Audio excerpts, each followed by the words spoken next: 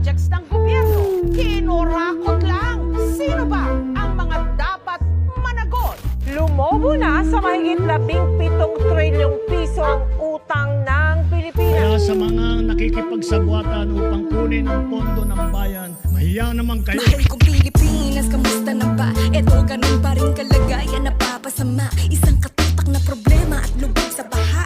Ang korupsyon sa ating bansa ay mas nadadama na. Matataas na tao ang bumubulsa ng ating pondo. Alam nilang mahirap ang madaling manloloko. Pinapabango pa ng mga bobo na deboto. Kasi ang politika ay ginagawang negosyo. Napakadaming dumaing, napakadaming umaray, napakadaming nagpugutom, napakadaming namatay, napakadaming tiwali, napakadaming ng panggap, napakadaming naghihirap, napakadami ng kurang. Mahal na presyo ng mga bilihin, walang pinagbago.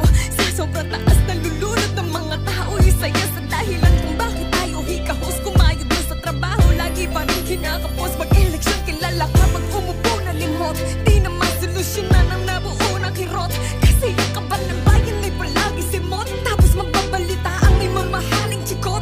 Nagnanakaw para lang sa sariling kapatanan. Mga taong nasa laylayan ng walang karapatan, na lumaban para sa kinabukasan ng bansa. At tayo mga Pilipino, hindi tayo alkansya.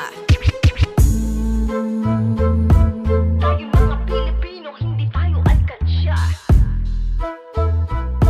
Tayo mga Pilipino, hindi tayo alkansya. Wala namang bago, lahat pare-pareho. Kahit sino manalo, di na para pasahin sa mga pangako na matik na mamapapako. Puro kayo gago, ano yung sindikato? Makapal na mukha mo, kinikilala ng sambayan ng matino, pero di matatago ang baho. Yung mga corrupt but safe, medyo na nag-update, palitan na laging fake. Ayaw nila malaman na ang mga tao nakabawag sa Pinas, tayo ay outdated. Na puno na ng hatred, and it doesn't make sense. Natuling ang mga leader, pero bakit yung brain dead? Di na kailangan mga paliwanag nyo, kung konsensya ang usapan ay wala na rin ako. Lang taon yung pinaikot at ngayon napagtanto, di na para tumahimik, magboses na rin ako. Sa mga katulad nyo na siyang tunay na kawatan, saan na napunta yung perang sa amin ay nakalaan? Daming buhay na wala dahil sa katiwalian ng mga namumuno na siyang ugat ng mga yan. Kamusta na po sa inyong nakaupo?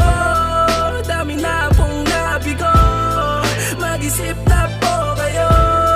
Pag kami na yung lumaban ako, bilang kabataan ay di ko hahayaang mawala pag-asa ng bagong henerasyon na at buong